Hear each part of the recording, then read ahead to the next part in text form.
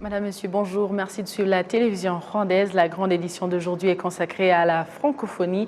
Ce 20 mars, le monde entier célèbre la Journée internationale de la francophonie. La secrétaire générale de l'OIF, Madame Louise Mushikiwabo, s'est exprimée en mettant un accent sur le monde culturel, soulignant ce qui lui est destiné pour promouvoir la langue française dans la diversité linguistique de la francophonie. Suivons le message de Madame Louise Mushikiwabo. À l'occasion de la Journée internationale de la francophonie en cette année 2023, c'est tout particulièrement au monde culturel que je veux m'adresser. Que vous soyez musicien, comédien, cinéaste, écrivain, chanteur, vous qui, à travers la langue française et les langues nationales, faites vivre vos créations dans le monde entier, y compris dans le vaste univers numérique, vous devez pouvoir vivre et bien vivre de votre art. Vous méritez toute l'attention des pouvoirs publics, des groupes privés, des organismes de coopération et de financement, car vous êtes porteur de la riche diversité culturelle de notre espace francophone et surtout de l'immense créativité de sa jeunesse.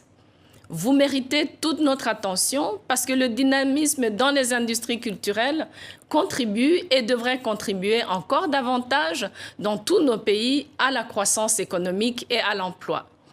Vous méritez d'être mieux accompagnés pour participer aux grands rendez-vous culturels internationaux, pour vous mettre en réseau. C'est à tout cela que les chefs d'État et de gouvernement francophones se sont notamment engagés lors du récent sommet de Djerba, lorsqu'ils ont adopté la déclaration sur la langue française dans la diversité linguistique de la francophonie.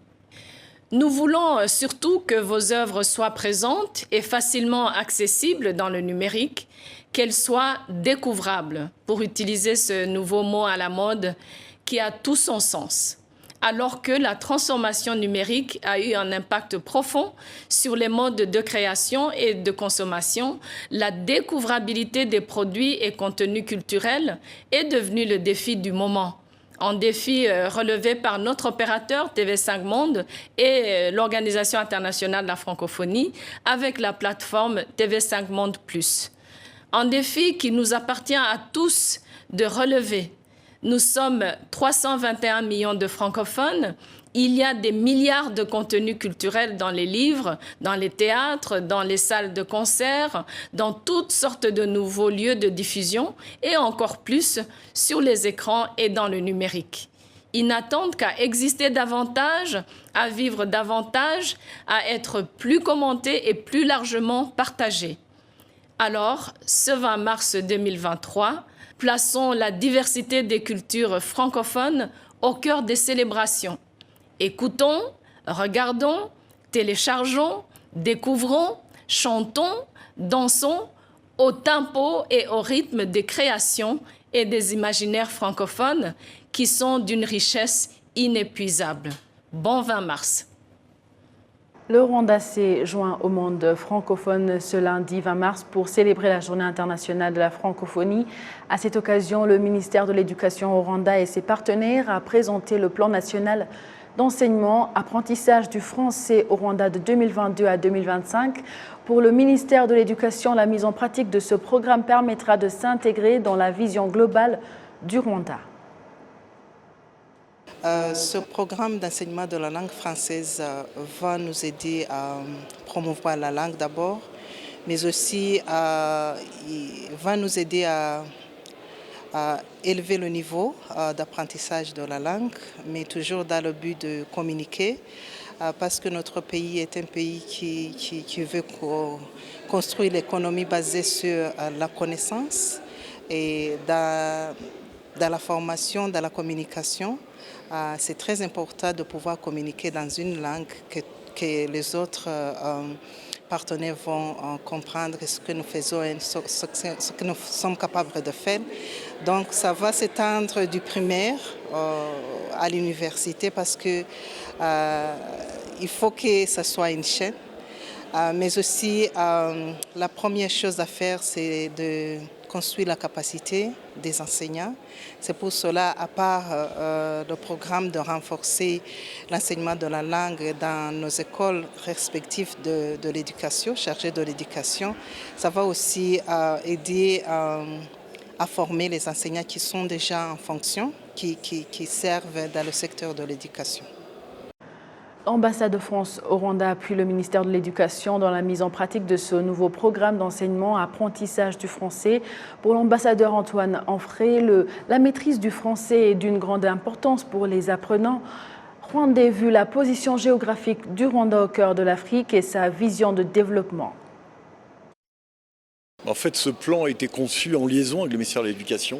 Je dirais que c'est une coproduction de l'ambassade, de l'Agence française de développement et du ministère de l'Éducation. Donc on est très fiers effectivement que le lancement officiel de ce plan, sur décision de la ministre Valentine, ait pu se faire ici, donc au Kigali Convention Center, qui est un lieu hautement symbolique de Kigali désormais, avec des conférences très très importantes qui ont lieu ici. Je crois que ça répond effectivement à un besoin du Rwanda, aussi à sa stratégie. Le Rwanda souhaite être une plateforme, un hub, un carrefour, je dirais, entre l'Afrique anglophone et l'Afrique francophone. Donc effectivement, on sait que le Rwanda, il est avant tout rwandophone. Les Rwandais, ils parlent d'abord le Kinyarwanda, qui est leur langue maternelle. Désormais, il y a aussi donc l'anglais qui est langue d'enseignement. Mais je crois que les plus hautes autorités rwandaises ont réalisé que le français est également utile. D'autant plus que vous avez un grand voisin à l'ouest, avec qui les relations sont compliquées en ce moment. Mais il est clair que sur le long terme, de toute façon, le Rwanda et surtout la RDC n'ont d'autre choix que de s'entendre. Et à cet égard, on peut penser que le français, effectivement, sera une langue à la fois d'échange, de communication, mais aussi de paix. Je pense que c'est sa vocation. Dans ce plan, en fait, il s'adresse notamment aux professeurs de français, c'est-à-dire aux Rwandais qui enseignent le français et certains, effectivement, avaient peut-être un petit peu perdu le contact avec cette langue. Et donc l'idée, c'est vraiment d'améliorer les capacités pédagogiques des enseignants. Et vous avez vu aussi que participaient donc à la cérémonie de ce matin, enfin cet événement, des volontaires de l'Organisation internationale de la francophonie qui viennent donc pour la plupart, ils étaient une bonne cinquantaine là, de différents pays d'Afrique francophone et qui en fait enseignent le français dans des établissements d'enseignement rwandais, que ce soit à Kigali ou dans les provinces. Toujours avec la Journée internationale de la francophonie, mais dans un autre angle, depuis 2020, le Rwanda bénéficie du programme de mobilité des enseignants de la part de l'Organisation internationale de la francophonie. Ces enseignants apprécient les efforts déployés par le Rwanda pour promouvoir la langue française dans les écoles. Et pour revenir sur ce programme, nous allons accueillir dans nos studios notre collègue Jean-Damascène Manishimwe. Bonjour. Bonjour Amandine. Toi qui as suivi ce programme, c'est quoi son bilan? Bon, je ne sais pas si je suis dans une meilleure position pour parler du bilan de ce programme, mais comme vous le dites, effectivement, j'ai suivi ce programme des volontaires de l'OIF déployé au Rwanda depuis 2019, dans le programme appelé la mobilité des enseignants de l'OIF. Et ce qu'on a pu observer, ou ce qu'on peut observer même aujourd'hui, c'est que ces enseignants-là sont déployés dans les écoles déployés loin de Kigali. Ils ne sont pas nécessairement ici à Kigali, même dans les provinces.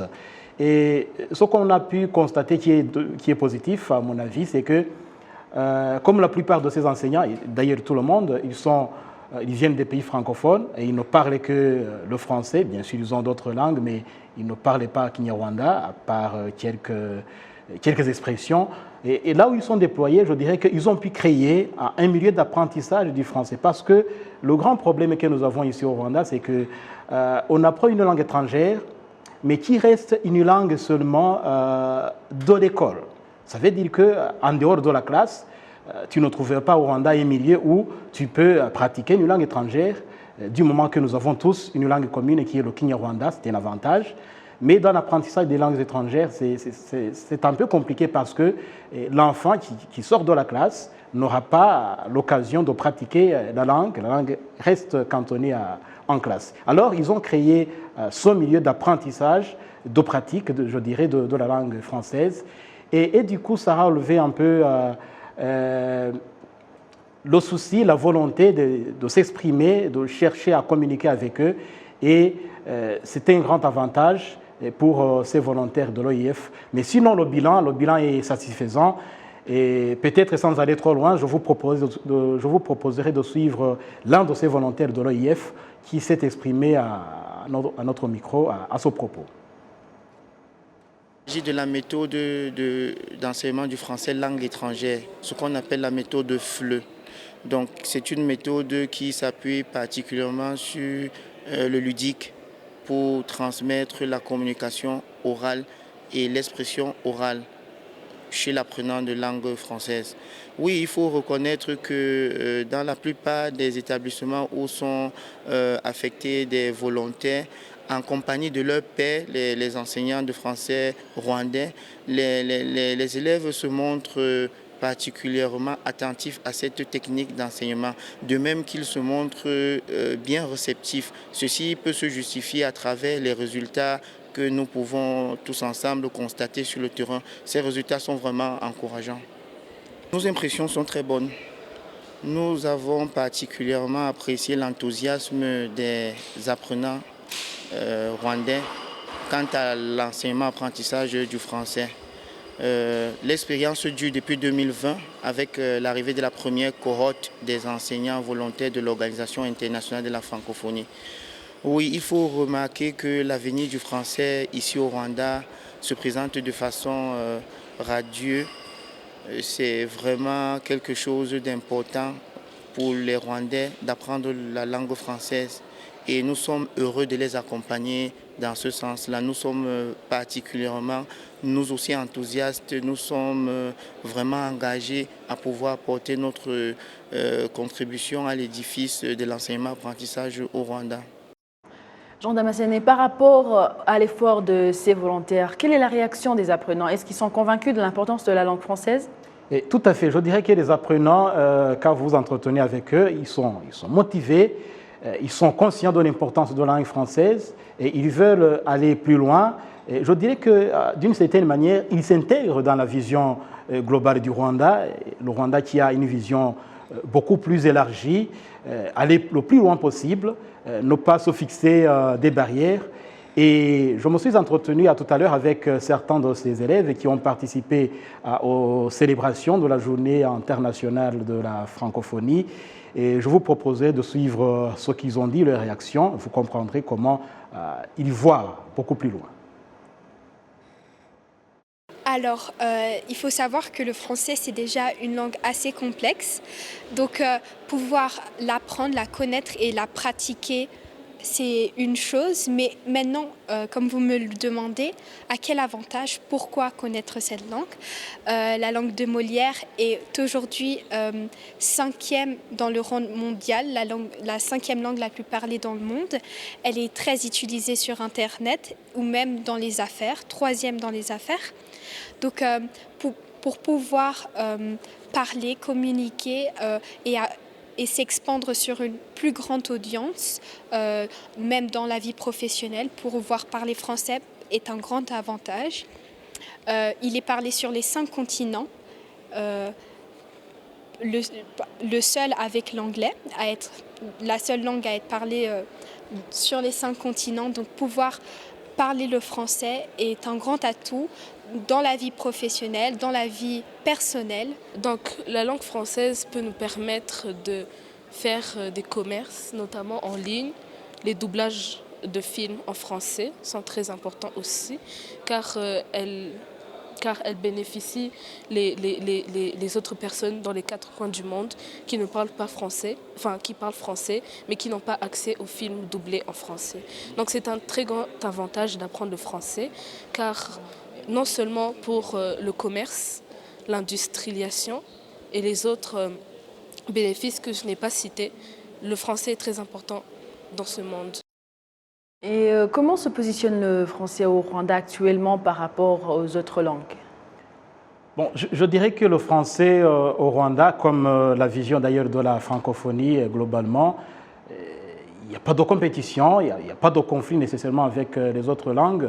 Et comme aime beaucoup le dire la secrétaire générale de la francophonie, Madame Louise Mushikiwabo, la francophonie a une vision nouvelle aujourd'hui, celle de bâtir, je répète, je reprends son expression, une francophonie décomplexée.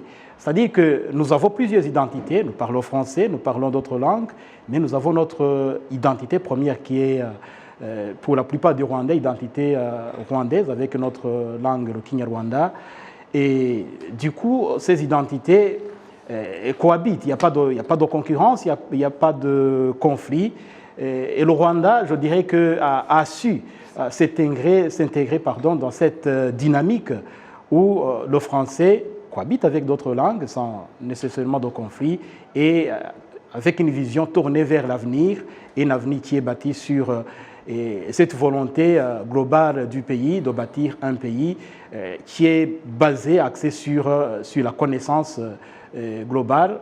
Si le Rwanda, vu sa situation géographique, il se situe, je dirais, au carrefour de l'Afrique de l'Est, largement anglophone, et de l'Afrique centrale, essentiellement francophone. Alors cette position-là du Rwanda interpelle tout un chacun.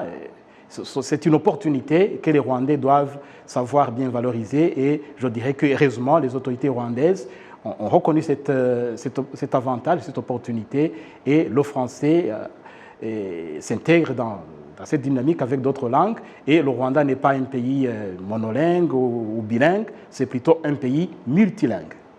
Merci beaucoup Jean Damascène. Merci Amandine et surtout bonne fête de la francophonie. Pareillement, merci. Je rappelle que c'était mon confrère Jean Damascène Manishimwe qui revenait sur les activités de la francophonie au Rwanda. Place maintenant à la justice pour parler du lancement officiel ce lundi à Kigali de la semaine consacrée à la médiation au cours du procès. Il sera question de l'évaluation de l'importance de la médiation et de l'avenir de ce procéder dans la consolidation de l'unité, la bonne cohabitation des Rwandais et le développement économique du pays. Il est prévu des débats avec des avocats, des sociétés financières et commerciales et avec des acteurs du secteur privé afin d'avoir d'amples explications sur l'importance de la médiation dans différents procès et l'intérêt qu'on trouve dans son utilisation.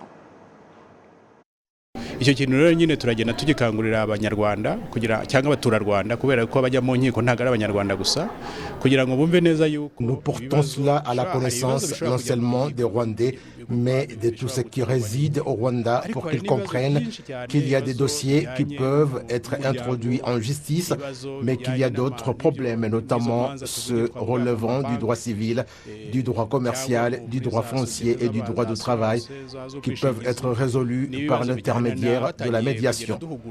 Nous avons déjà commencé des formations en matière de médiation et je vous ai dit que nous avons un institut américain qui nous aide et nous avons plus de 300 personnes qui ont bénéficié déjà de cette formation et le processus se poursuit. Il y a des avocats membres du barreau qui ont été formés, même dans le secteur privé. Il y a notamment des ingénieurs et des comptables qui ont été formés pour pouvoir intervenir en tant que médiateurs dans les domaines où ils exercent.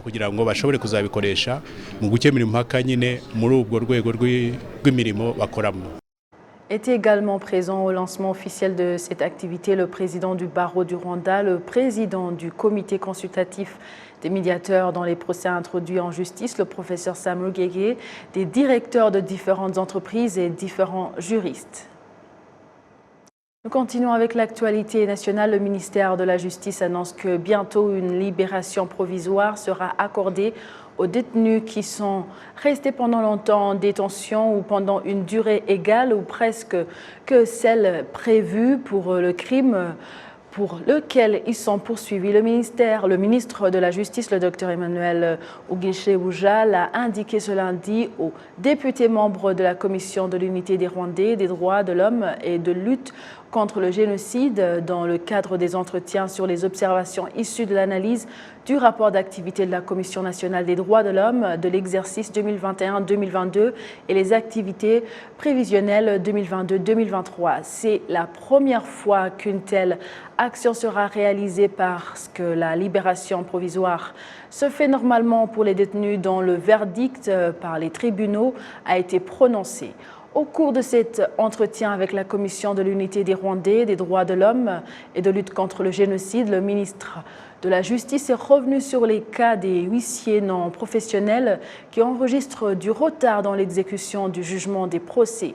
La Commission s'est en outre entretenue avec le ministre de la Sécurité intérieure qui a fourni des éclaircissements sur les problèmes que la Commission nationale des droits de l'homme a observés dans les cachots où environ 80 000 détenus sont incarcérés alors que leur capacité d'accueil est de moins de 60 500 personnes, ce que veut la densité carcérale est de 145%.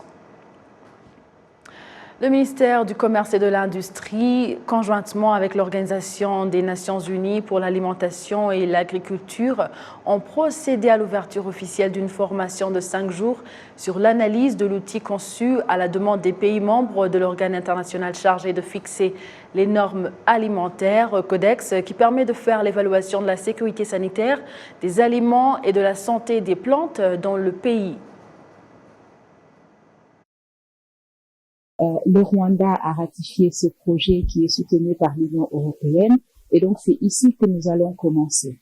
Alors pourquoi cet outil est important à ce moment précis où on parle? C'est que l'Afrique, l'Union africaine est en train de mettre en place une zone de libre-échange pour le commerce. Les produits agricoles, les produits alimentaires vont avoir un rôle spécifique dans ce commerce. Le ministre du Commerce en a parlé tout à l'heure. Et donc, de ce fait, la FAO est extrêmement heureuse de pouvoir commencer ce processus qui permettra de connaître l'étendue de ce qui existe déjà au Rwanda, qu'est-ce qu'il faudrait améliorer et mettre en place une stratégie que nous pourrons ensemble, avec tous les partenaires, mettre en œuvre ici au Rwanda. Merci beaucoup à vous tous qui avez suivi cette édition et c'est par ici qu'elle se termine. Avec toute l'équipe qui a réalisé cette grande édition, je souhaite de passer une agréable suite de nos programmes et surtout rester avec nous, avec notre confrère Patrick Nilidandi qui va s'entretenir avec les ambassadeurs des pays francophones qui sont accrédités ici au Rwanda à l'occasion de la célébration de la Journée internationale de la francophonie. C'était avec Amandine Dikouma-Sabo. À la prochaine et d'ici là, portez-vous bien.